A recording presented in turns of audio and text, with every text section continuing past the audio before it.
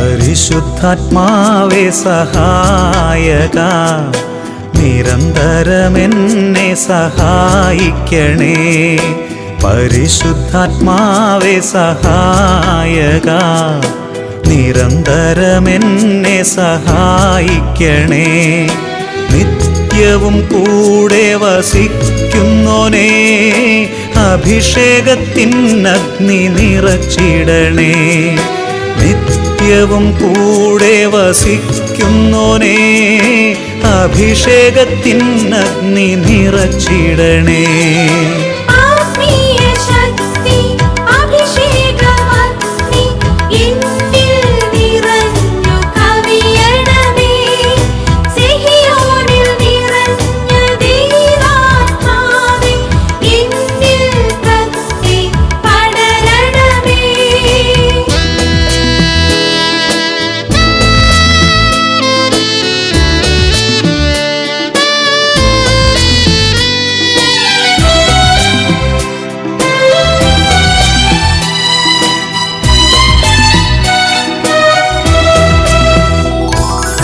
എന്നുള്ളിൽ നിറയുന്ന ദൈവിക ശക്തി ലൗകിക ശക്തിയെ തകർത്തിടുന്നു.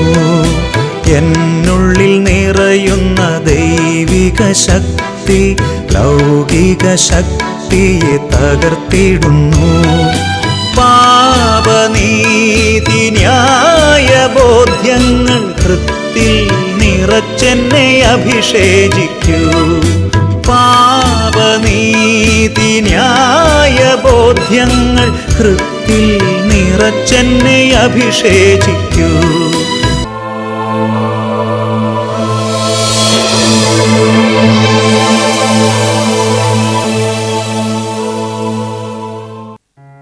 ഹല്ലേലൂയ. യേശുവേ സ്തോത്രം, യേശുവേ നന്ദി.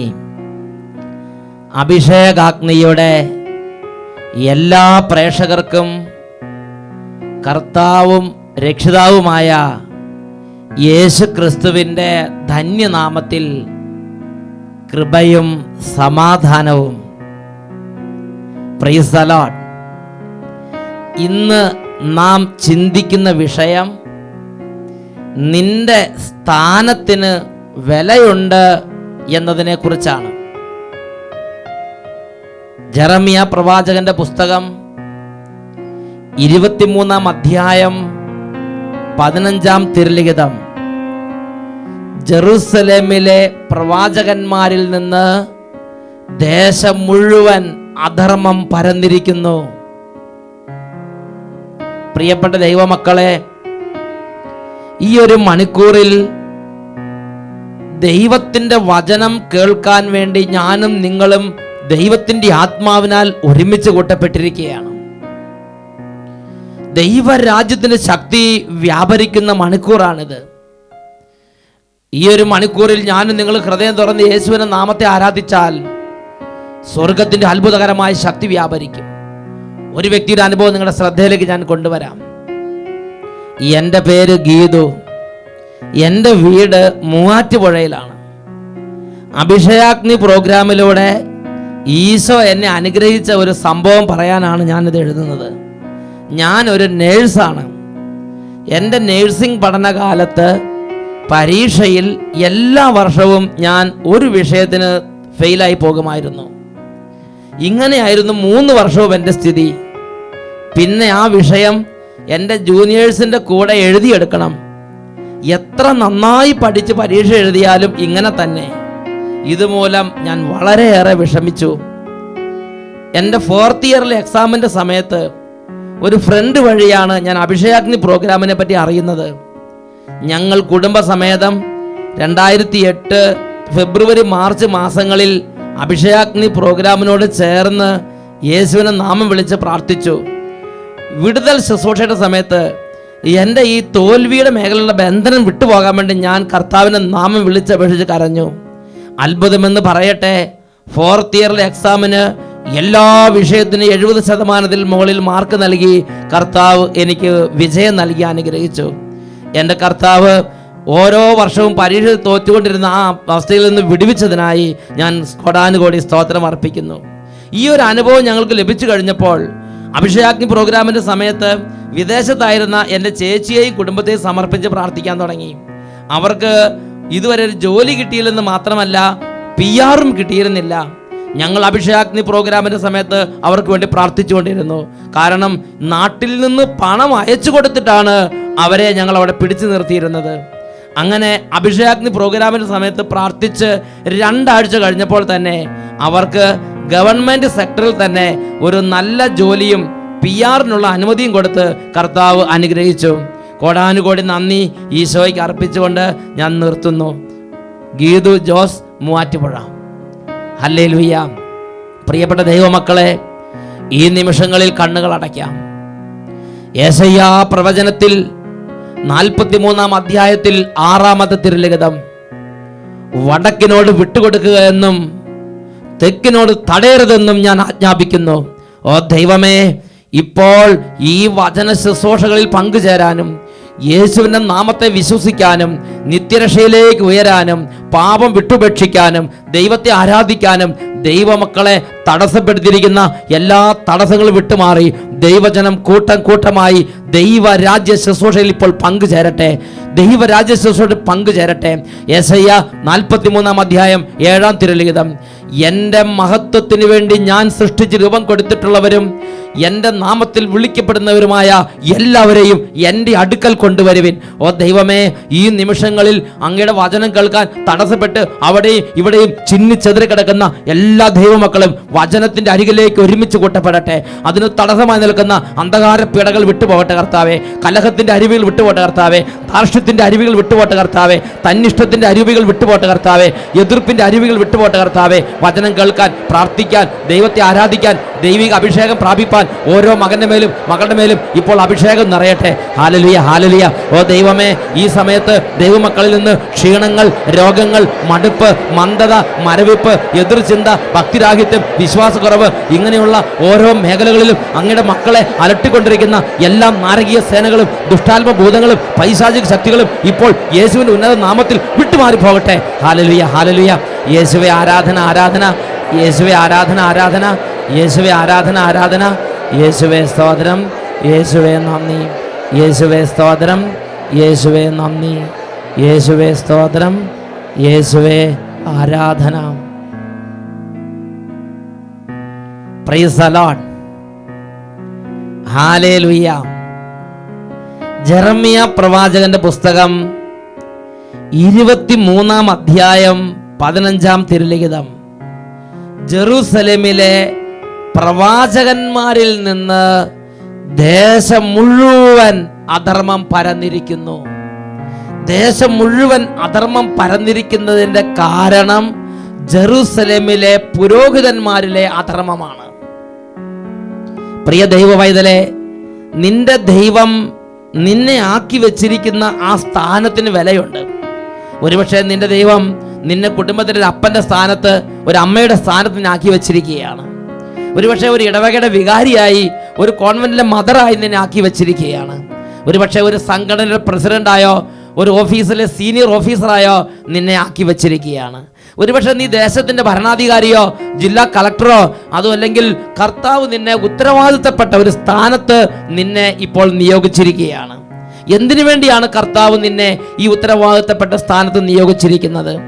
ദൈവത്തിൻ്റെ വചനം റോമാലേഖനം 9-ാം അധ്യായം 17-ാം വാക്യത്തിൽ വെളിപ്പെടുത്തുകയാണ്. വിശുദ്ധ ഗ്രന്ഥം ഫറവോയോട് പറയുന്നു, ഭൂമിയിലെങ്ങും എൻ്റെ നാമം ഉദ്ഘോഷിക്കപ്പെടുന്നതിന് വേണ്ടിയും എൻ്റെ ശക്തി നിന്നിൽ വെളിപ്പെടുന്നതിനും വേണ്ടിയാണ് ഞാൻ നിന്നെ ഉയർത്തിയത്. യെശയ്യാ പ്രവചനത്തിൽ 43-ാം അധ്യായത്തിൽ 7-ാം വാക്യത്തിൽ പഠിപ്പിക്കുന്നു, എൻ്റെ മഹത്വത്തിന് വേണ്ടി ഞാൻ സൃഷ്ടിച്ച് രൂപം കൊടുത്തിട്ടുള്ളവര്, എൻ്റെയും നിങ്ങളുടെയും ജീവിതത്തിൻ്റെ ഒരു വലിയ നിയോഗമാണ്. എവിടെയാണോ എൻ്റെ ദൈവം എന്നെ നിങ്ങളെ ആക്കിയിരിക്കുന്നത്, ഒരുപക്ഷെ ഒരു സംഘടനയുടെ ഡയറക്ടർ ആയിരിക്കാം, ഒരു സ്ഥാപനത്തിൻ്റെ ഡയറക്ടർ ആയിരിക്കാം, ഒരു പ്രത്യേക സമൂഹത്തിൻ്റെ ലീഡർ ആയിരിക്കാം, ഒരു പ്രാർത്ഥനാ ഗ്രൂപ്പിൻ്റെ നേതാവായിരിക്കാം, ഒരു കുടുംബത്തിൻ്റെ തലവനായിരിക്കാം, ഒരു വംശത്തിൻ്റെ അധിപതി ആയിരിക്കാം, ഒരു ദേശത്തിൻ്റെ അധിപതി ആയിരിക്കാം, ഒരു ന്യായാധിപനോ ഒരു സ്ഥാപനത്തിൻ്റെയോ ഫാക്ടറിയുടെ നേതൃത്വം നില ഇരിക്കുന്നവനായിരിക്കാം. എന്നെയും നിങ്ങളെയും എൻ്റെ ദൈവം അവിടെ ആക്കിയിരിക്കുന്നത് പിതാവായ ദൈവത്തിൻ്റെ നാമമഹത്വത്തിന് വേണ്ടിയാണ്. പിതാവായ ദൈവത്തിൻ്റെ നാമമഹത്വത്തിന് വേണ്ടിയുള്ള ഒരു നിയോഗം എൻ്റെ മേലും നിങ്ങളുടെ മേലും ഉണ്ട്. എന്നാൽ ഞാനും നിങ്ങളും ഈ ദൈവവിളി മറന്ന് തന്നിഷ്ടപ്രകാരം ജീവിച്ചാൽ, ദൈവത്തിൻ്റെ വചനം പഠിപ്പിക്കുകയാണ്, നേതൃത്വ നിരയിലുള്ളവരുടെ അവസ്ഥ എന്താണോ അത് അതേപടി അതിനേക്കാൾ അനേകം ഇരട്ടിയായി കീഴ്ഘടകങ്ങളിലേക്ക് പരക്കും. വേറൊരു വാക്കി പറഞ്ഞാൽ, ഇന്ന് നാട്ടിൽ ജനം മുഴുവൻ പാപം ചെയ്യുന്നുണ്ടെങ്കിൽ അതിനു മുമ്പ് ജെറുസലേമിൽ പാപമുണ്ടായിട്ടുണ്ട്. അതിനു മുമ്പ് ജെറുസലേമിൽ പാപമുണ്ടായിട്ടുണ്ട്. ജെറുസലേമിൽ നിന്നാണ് നാട്ടിൽ മുഴുവൻ പാപം പരക്കുന്നത്. നേതൃത്വ നിരയിൽ നിന്നാണ് നാട്ടിലേക്കും ദേശത്തേക്കും പാപം പെരുകുന്നത്. വിശുദ്ധ ലിഖിതത്തിൽ ഈ കാര്യത്തെക്കുറിച്ച് നമുക്ക് വെളിപ്പെടുത്തുന്ന വചനഭാഗം ദിനവൃത്താന്തത്തിന്റെ 2-ാമത്തെ പുസ്തകത്തിൽ 26-ാമത്തെ അധ്യായത്തിലുണ്ട്. നേതൃത്വ നിരയിലുള്ളവർ നല്ല അവസ്ഥയിലിരുന്നാൽ കീഴ്ഘടകങ്ങളിൽ നല്ല അവസ്ഥയുണ്ടാകും. ഒരപ്പൻ വിശുദ്ധമായി ജീവിച്ചാൽ മക്കള് നല്ല വിശുദ്ധമായ ചിന്തയുള്ള മക്കള് ലോകത്തിൽ ഉയർന്നു വരും. ഒരപ്പൻ തോന്നിയാസക്കാരനായി ജീവിച്ചാൽ മക്കളും തന്നിഷ്ടക്കാരായി പോകും. വിശുദ്ധ ലിഖിതത്തിൽ 2 ദിനവൃത്താന്തം 26-ാം അധ്യായമാണ് ഈ കാര്യത്തെക്കുറിച്ച് നമുക്കൊരു വെളിപ്പെടുത്തൽ നൽകുന്നത്. അവിടെ ഉസിയ എന്ന ഒരു രാജാവിനെ പരിചയപ്പെടുത്തുകയാണ്. ഉസിയ യൂദ രാജ്യത്തെ രാജാവാണ്. ഉസിയ അദ്ദേഹം ഏതാണ്ട് 16-ാമത്തെ വയസ്സിൽ രാജ്യഭരണം ഏറ്റെടുത്തു. ഏതാണ്ട് 52 വർഷക്കാലം ഉസിയ യൂദയ നാട്ടിൽ ഭരണം നടത്തിയിട്ടുണ്ട്. എന്തുകൊണ്ടാണ് 16-ാമത്തെ വയസ്സിൽ ഉസിയ രാജ്യഭരണം ഏൽക്കേണ്ടി വന്നത്? അദ്ദേഹത്തിന്റെ അപ്പൻ മരിച്ചതുകൊണ്ടാണ്. അപ്പൻ മരിച്ചതുകൊണ്ട് ഉസിയ ചെറുപ്രായത്തിൽ തന്നെ രാജ്യഭരണം ഏറ്റെടുക്കേണ്ടി വന്നു. അദ്ദേഹത്തെ കുറിച്ച് ബൈബിളിൽ രേഖപ്പെടുത്തിയിരുന്ന ഭാഗം നമുക്കൊന്ന് വായിച്ചു കേൾക്കാം. 2 ദിനവൃത്താന്തം 26-ാം അധ്യായത്തിലെ 4-ാമത്തെ തിരുലിഖിതം. തന്റെ പിതാവായ അമസ്യായെ പോലെ അവനും കർത്താവിന്റെ മുമ്പിൽ നീതി പ്രവർത്തിച്ചു. ഉസിയ രാജാവിന്റെ അപ്പന്റെ പേരാണ് അമസ്യ രാജാവ്. ബൈബിൾ പഠിപ്പിക്കുകയാണ്, തന്റെ പിതാവായ അമസ്യായെ പോലെ അവനും ദൈവത്തിന്റെ സന്നിധിയിൽ നീതി പ്രവർത്തിച്ചു.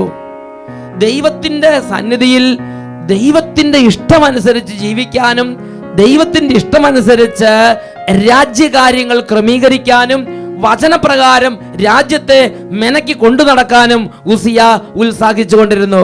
കാരണം അത് അവന്റെ ഒരു മേന്മയായിട്ടല്ല, അവന്റെ അപ്പന്റെ കാലത്ത് അപ്പന്റെ സ്വഭാവം അങ്ങനെയായിരുന്നു.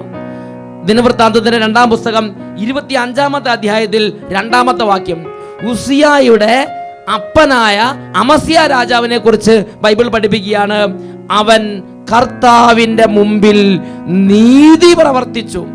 അവൻ യഹോവയുടെ ഇഷ്ടമനുസരിച്ച് അവൻ രാജ്യത്തെ ക്രമീകരിച്ചു. അപ്പന്റെ സ്വഭാവം അങ്ങനെയായിരുന്നു.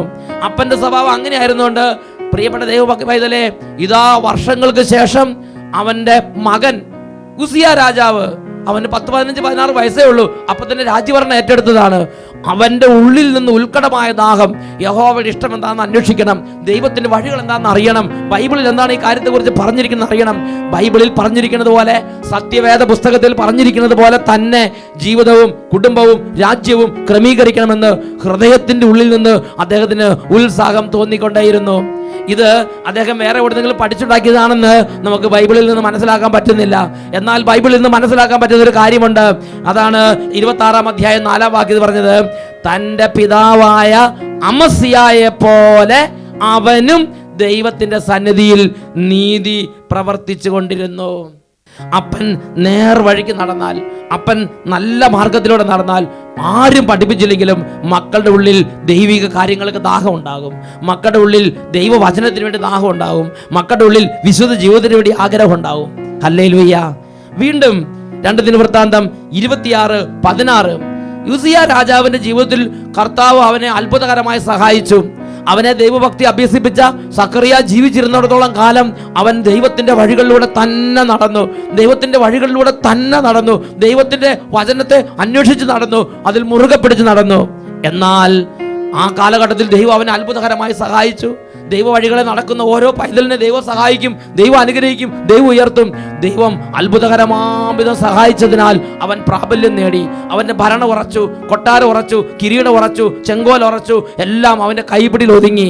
എല്ലാം അവന്റെ കൈപ്പിടിയിൽ ഒതുങ്ങി കഴിഞ്ഞപ്പോൾ 2 ദിനവൃത്താന്തം 26:16 പഠിപ്പിക്കുകയാണ്, പ്രാബല്യം നേടിയപ്പോൾ അവൻ അഹങ്കാര പ്രമത്തനായി. അത് അവനെ നാശത്തിലേക്ക് നയിച്ചു. തന്റെ ദൈവമായ കർത്താവിനോട് അവൻ അവിശ്വസ്തത കാണിച്ചു.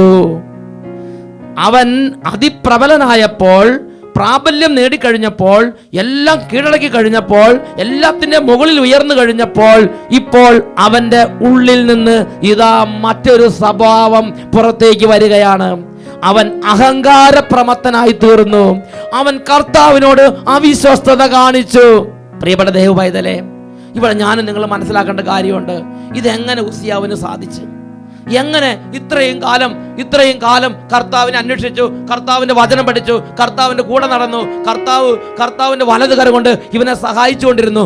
ദൈവാനുഭവത്തിൽ ഇവൻ വളർന്നു വന്നതാണ്.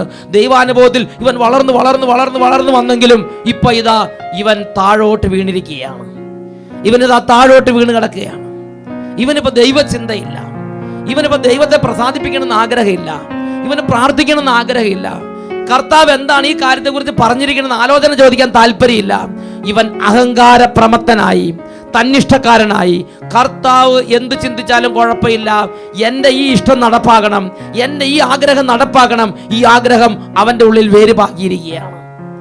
അങ്ങനെ അവൻ നശിച്ച് നാമാവശേഷമായി. അവൻ കുഷ്ഠം ബാധിച്ച് ഒരു കുഷ്ഠരോഗിയായി മറിച്ച് മണ്ണടിഞ്ഞ് ഈ ലോകം വിട്ടുപോകേണ്ടി വന്നുവെന്ന് 2 ദിനവൃത്താന്തം 26-ാം അധ്യായത്തിൽ തുടർന്നുള്ള വചനങ്ങൾ നമ്മൾ കാണുകയാണ്. അങ്ങനെ നശിച്ച ഒരു ജീവിതമായിട്ടാണ് അദ്ദേഹം ഈ ലോകം വിട്ടുപോയത്. എന്താ അതിൻ്റെ കാരണം? അത് പെട്ടെന്നൊരു ദിവസം ഉണ്ടായതാണെന്ന് വിചാരിക്കേണ്ട. ഇവന്റെ അപ്പൻ, ഉസിയാവിന്റെ അപ്പൻ അമസ്യ രാജാവിന്റെ സ്വഭാവം അത് തന്നെയായിരുന്നു. അമസ്യ ആദ്യകാലത്ത് ഒരുപാട് ദൈവസ്നേഹത്തിൽ ജീവിച്ചു, ദൈവിക വഴികളിൽ ജീവിച്ചു, വചനം പഠിച്ച് ജീവിച്ചു, വചനം പഠിപ്പിച്ച് ജീവിച്ചു, വചനപ്രകാരം ക്രമീകരിച്ച് ജീവിച്ചു. എന്നാൽ എല്ലാം കൈപ്പിടിയിൽ ഒതുങ്ങിക്കഴിഞ്ഞപ്പോൾ, എല്ലാത്തിന്റെ മുകളിൽ അവൻ ഉയർന്നു കഴിഞ്ഞപ്പോൾ അവന്റെ ഹൃദയം അഹങ്കാര പ്രമത്തമായി. അവൻ തന്നിഷ്ടക്കാരനായി നടന്നു. അത് 2 ദിനവൃത്താന്തം 25-ാം അധ്യായം 27-ാം വാക്യത്തിൽ കാണുന്നുണ്ട്. കർത്താവിനെ വിട്ടകന്ന നാൾ മുതൽ അവനെതിരെ ജെറുസലേമിൽ ഗൂഢാലോചന നടന്നു. അവൻ ലാഗീഷിലേക്ക് ഒളിച്ചോടി. അവർ ആളുകളെ വിട്ട് ലാഗീഷിൽ വെച്ച് അവനെ വധിച്ചു. എന്ന് പറഞ്ഞാൽ എല്ലാം നേടിക്കഴിഞ്ഞപ്പോൾ ഇവന്റെ ഹൃദയം ദൈവഭക്തിയിൽ നിന്ന് വീണുപോയി, പ്രാർത്ഥനയിൽ നിന്ന് വീണുപോയി, ദൈവാരാധന വീണുപോയി. അവൻ കർത്താവിൽ നിന്ന് അകന്ന് അവൻ അഹങ്കാര പ്രമത്തനായി തന്നിഷ്ടക്കാരനായി മാറി. അതാണ് നിയമാവർത്തനം 29-ാം അധ്യായം 18-19 വാക്യങ്ങൾ. വരണ്ടതും കുതിർന്നതും ഒന്നുപോലെ എന്ന ഭാവത്തിൽ ഞാൻ എൻ്റെ സ്വന്തം ഇഷ്ടത്തിന് നടന്നാലും എൻ്റെ ദൈവം എന്നെ അനുഗ്രഹിക്കുമെന്ന് പറഞ്ഞ് അവൻ തന്നെ ആശീർവദിക്കുന്ന ആ രീതിയിലേക്ക് വന്നു. അവന് ദൈവഭക്തിയും ദൈവഭക്തി ഇല്ലാത്തതും വലിയ വ്യത്യാസമില്ലാതെ തോന്നാൻ തുടങ്ങി. തന്നിഷ്ടക്കാരനായി അവൻ നടന്നു. എന്താ അതിന്റെ കാരണം? അതിന്റെ കാരണം പെട്ടെന്നുണ്ടായ സ്വഭാവമല്ല. 2 ദിനവൃത്താന്തം 25-ാം അധ്യായം 2-ാമത്തെ വാക്യത്തിൽ പഠിപ്പിച്ചിരിക്കുകയാണ്, അവൻ കർത്താവിന്റെ മുമ്പിൽ നീതി പ്രവർത്തിച്ചു, പക്ഷേ പൂർണ്ണ ഹൃദയത്തോടെ ആയിരുന്നില്ല. ഒരു ശകലം പിശക്, ഒരു കുറച്ച് മിസ്റ്റേക്ക് ഇത് അവിടെ കിടക്കുകയാണ്. അവൻ പൂർണ്ണ ഹൃദയത്തോടെ അല്ല നീതി പ്രവർത്തിച്ചത്. ഇതാണ് പ്രഭാഷകന്റെ പുസ്തകം 19-ാം അധ്യായം 28-ാം വാക്യം പഠിപ്പിക്കുന്നത്. പ്രഭാഷകൻ 19:28 പഠിപ്പിക്കുകയാണ്, അശക്തി കൊണ്ട് പാപത്തിൽ നിന്ന് ഒഴിഞ്ഞു നിന്നാലും തക്കം കിട്ടുമ്പോൾ അവൻ പാപം ചെയ്യും, തിന്മ പ്രവർത്തിക്കും. ആസക്തി കൊണ്ട് പാപത്തിൽ നിന്ന് ഒഴിഞ്ഞു നിന്നാലും അവൻ തക്കം കിട്ടുമ്പോൾ തിന്മ ചെയ്യും. ഇത് തന്നെയാണ് ഉസിയാവിന്റെ ജീവിതത്തിലും അമസ്യായുടെ ജീവിതത്തിലും നമ്മൾ കാണുന്നത്. പ്രിയപ്പെട്ട സഹോദരങ്ങളെ, നമ്മൾ മനസ്സിലാക്കേണ്ട കാര്യമുണ്ട്. അമസ്യ രാജാവ് എങ്ങനെയായിരുന്നോ അതുപോലെ തന്നെ അവന്റെ മകനായ ഉസിയാവും ആയിത്തീർന്നു. ഇന്ന് നീ നിന്റെ വീട്ടിൽ നിന്റെ മക്കളെ കണ്ണുരുട്ടി കുടിക്കരുത്, വലിക്കരുത്, അങ്ങോട്ട് നോക്കരുത്, ഇങ്ങോട്ട് പോകരുത്, ആ സിനിമ കാണരുത്, ഈ സിനിമ കാണരുത് എന്ന് നീ നിന്റെ മക്കളെ വിരട്ടുന്ന ഒരു സ്വഭാവക്കാരനാണോ? നീ ആരെയാണ് ഈ വിരട്ടുന്നത്? നിന്റെ നടപ്പ് എങ്ങനെയായിരുന്നു? നിന്റെ ജീവിത രീതി എന്തായിരുന്നു? പ്രിയപ്പെട്ട ദൈവപൈതലേ, ഒരു കാര്യം ഞാൻ നിങ്ങൾ ഓർക്കണം. അണ്ണാൻകുഞ്ഞിനെ ആരും മരം കയറ്റം പഠിപ്പിക്കേണ്ട ആവശ്യമില്ല. അണ്ണാൻകുഞ്ഞിനെ ആരും മരം കയറ്റം പഠിപ്പിക്കേണ്ട ആവശ്യമില്ല. ഉൽപ്പത്തിയുടെ പുസ്തകത്തിൽ നമ്മൾ കാണുന്നത് ഇങ്ങനെയാണ്: ഞാനും നിങ്ങൾ ഒരു തിന്മയുടെ ഉടമയാണെങ്കിൽ അത് അതിന്റെ കീഴ്ഘടകങ്ങളിലേക്ക് വരുമ്പോൾ അനേക ഇരട്ടിയായി പെരുകും. ഉൽപ്പത്തിയുടെ പുസ്തകത്തിൽ 4-ാമത്തെ അധ്യായത്തിൽ 24-ാമത്തെ വാക്യം: കായേന്റെ പ്രതികാരം 7 ഇരട്ടിയെങ്കിൽ ലാമക്കൻ്റെത് 70 ഇരട്ടിയായിരിക്കും. എന്താ ഇതിന്റെ അർത്ഥം? കായേന്റെ 3-ാമത്തെയോ 4-ാമത്തെയോ 5-ാമത്തെയോ തലമുറക്കാരനാണ് ലാമക്കിന് തന്റെ സ്വഭാവം നിയന്ത്രിക്കാൻ പറ്റുന്നില്ല. ലാമക്ക് തന്റെ ഭാര്യമാരെ വിളിച്ച് പറയണ ഒരു വചനം ഉൽപ്പത്തി പുസ്തകം 4-ാം അധ്യായം അതിൽ 23-ാമത്തെ വാക്യത്തിലുണ്ട്: എന്നെ മുറിപ്പെടുത്തിയ ഒരുവനെയും എന്നെ അടിച്ച മറ്റൊരു ചെറുപ്പക്കാരനെയും ഞാൻ കൊന്നുകളഞ്ഞു. കായേന്റെ പ്രതികാരം 7 ഇരട്ടിയെങ്കിൽ ലാമക്കൻ്റെത് 70 ഇരട്ടിയായിരിക്കും. ഓർമ്മയിരിക്കട്ടെ, ലാമക്ക് തന്നെ പരിചയപ്പെടുത്തുകയാണ്.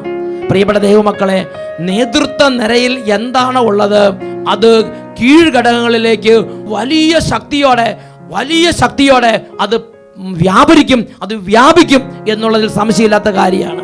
നേതൃത്വ നിര ക്ലീനായി നടക്കുന്നതാണ്. വിശുദ്ധ ജീവിതം നയിച്ചാൽ, ദൈവഭക്തി നടന്നാൽ കീഴ്ഘടകങ്ങൾ ദൈവഭക്തി നടക്കും. തൃശ്ശൂർ രൂപതയിലുള്ള ഒല്ലൂർ എന്ന് പറഞ്ഞ പള്ളിയിൽ ഒരു ദിവസം അവിടെ ഒരു മനോഹരമായൊരു കാഴ്ച കണ്ടു. ഒരമ്മച്ചി ദേവാലയത്തിന് മുമ്പിൽ കരഞ്ഞു പ്രാർത്ഥിച്ചുകൊണ്ടിരിക്കുകയാണ്. നോക്കുമ്പോൾ 4.5 വയസ്സ് അല്ലെങ്കിൽ കഷ്ടിച്ച് 5 വയസ്സ്, ശരിക്കും ഒരു തിരിച്ചറിവിന്റെ പ്രായമായിട്ടില്ല, അങ്ങനത്തെ ഒരു കൊച്ചുകുഞ്ഞ്. ആ കൊച്ചുകുഞ്ഞ് ഞാൻ കണ്ട കാഴ്ച, ആ കൊച്ചുകുഞ്ഞ് ഇതാ ദേവാലയത്തിന്റെ വാതിക്കൽ നിന്ന് മുട്ടുമേൽ നീന്തിയും ഇഴഞ്ഞും കൈകുത്തി വലിഞ്ഞും അങ്ങനെ മുമ്പോട്ട് അൾത്താര വരെ നീന്തി വന്ന് അൾത്താരയുടെ അവിടെ കൈ വിരിച്ചു പിടിച്ചെന്ന് പ്രാർത്ഥിക്കുന്ന ഒരു കാഴ്ചയാണ്. എങ്ങനെയാണ് ആ കുഞ്ഞിനെ സാധിച്ചത്? അണ്ണാൻകുഞ്ഞിനെ ആരും മരം കയറ്റം പഠിപ്പിക്കണ്ട. എങ്ങനെയാണ് ആ കുഞ്ഞിനെ സാധിച്ചത്? സൺഡേ സ്കൂളിൽ പഠിച്ചിട്ടാണോ? ബൈബിൾ വായിച്ചിട്ടാണോ? അതോ അല്ലെങ്കിൽ വേറെ ആരെങ്കിലും ഉപദേശിച്ചിട്ടാണോ?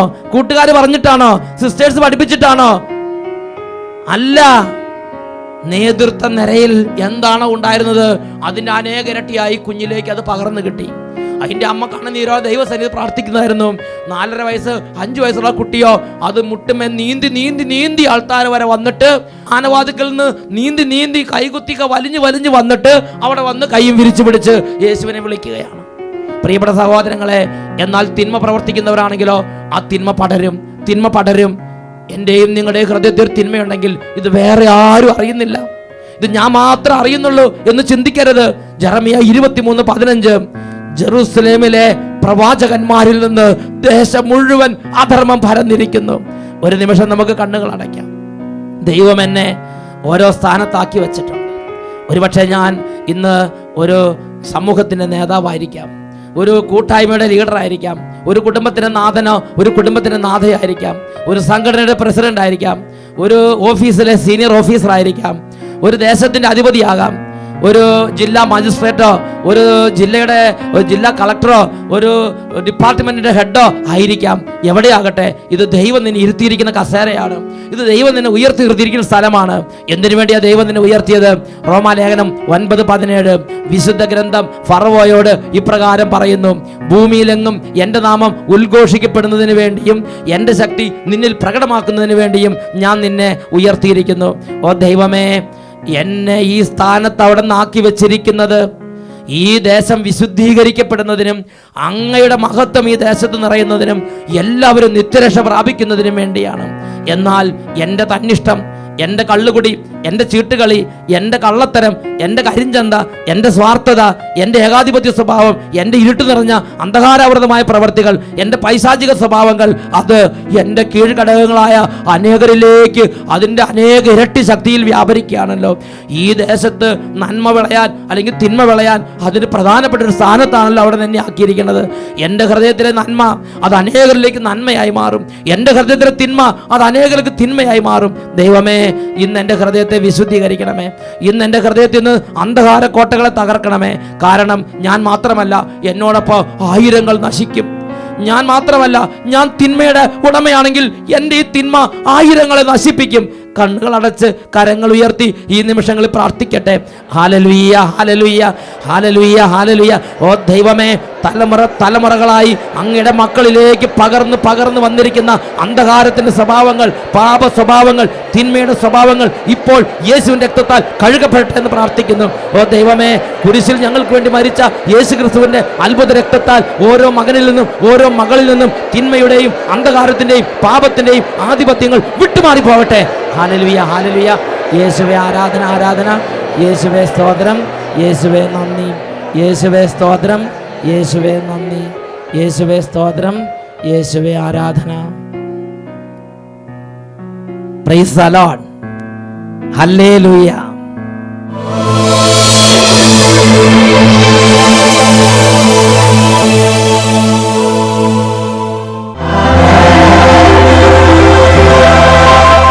ജ്ഞാനത്തിൻ്റെ പുസ്തകം 14-ാം അധ്യായം 22-ാം തിരുലിഖിതം. ദൈവത്തെക്കുറിച്ചുള്ള അറിവിൽ അവർക്ക് തെറ്റുപറ്റിയെന്ന് മാത്രമല്ല, സംഘർഷത്തിൽ ജീവിക്കുന്ന അവർ വലിയ തിന്മകളെ സമാധാനം എന്ന് വിളിക്കുന്നു. ഇരു കരങ്ങളും കർത്താവിൻ്റെ സന്നിധിയിലേക്ക് നിമിഷങ്ങൾ ഉയർത്താം. തെറ്റുകൾ വന്ന സാഹചര്യങ്ങളെ ഓർത്ത് മാപ്പ് ചോദിച്ച് വലിയ വിടുതൽ ഈ നിമിഷങ്ങളിൽ കുടുംബങ്ങളിലേക്ക് ആഗ്രഹിക്കട്ടെ. ഓരോ മകനും മകളും പ്രാർത്ഥിക്കുന്നു. Hallelujah, hallelujah, hallelujah. ഓ സ്വർഗീയ പിതാവേ, രക്ഷകനായ യേശുവിൻ്റെ നാമത്തിൻ്റെ അത്ഭുത ശക്തിയാൽ ഓരോ ദൈവമക്കളിൽ നിന്നും ഓരോ കാലങ്ങളായി വന്നുകൂട്ടിയുള്ള അന്ധകാര പീഡകൾ വിട്ടുപോട്ടെ എന്ന് പ്രാർത്ഥിക്കുന്നു. ദൈവമേ, കുഞ്ഞു മക്കൾക്ക് നല്ല ബുദ്ധിയുടെ അഭിഷേകം നൽകണമേ, സൽസ്വഭാവത്തിന് അഭിഷേകം നൽകണമേ. വീട് വിട്ടുപോയ മക്കൾക്ക് തിരികെ വീട്ടിലേക്ക് വരാനുള്ള കൃപ കൊടുക്കണമേ കർത്താവേ. ഉത്തരവാദിത്വ ബോധം ഇല്ലാതെ കുടുംബനാഥന്മാരും കുടുംബനാഥകളെ തന്നിഷ്ടക്കാരായി ജീവിക്കുന്നുണ്ടെങ്കിൽ ഇപ്പോൾ യേശുവിൻ്റെ നാമത്തിൻ്റെ അത്ഭുത ശക്തിയാൽ എല്ലാ ദുർചിന്തകളും വിട്ടുപോയി, ദുർബുദ്ധി വിട്ടുപോയി, ഉത്തരവാദിത്വത്തിൻ്റെയും അനുസരണത്തിൻ്റെയും ദൈവകൃപയുടെയും ദൈവസ്നേഹത്തിൻ്റെയും അഭിഷേകം നിറയട്ടെ. Hallelujah, hallelujah. രോഗികൾ യേശുവിൻ്റെ നാമത്തിൽ സൗഖ്യം പ്രാപിക്കട്ടെ. Hallelujah, hallelujah. ദുശീലങ്ങളും തിന്മകളും മദ്യപാനവും ദുർവൃത്തിയും ലോട്ടറി എടുക്കലും ചീട്ടുകളെയും യേശുവിൻ്റെ നാമത്തിൽ കുടുംബങ്ങളിൽ നിന്ന് ഛിന്ന ഭിന്നമായി പോകട്ടെ. Hallelujah, hallelujah.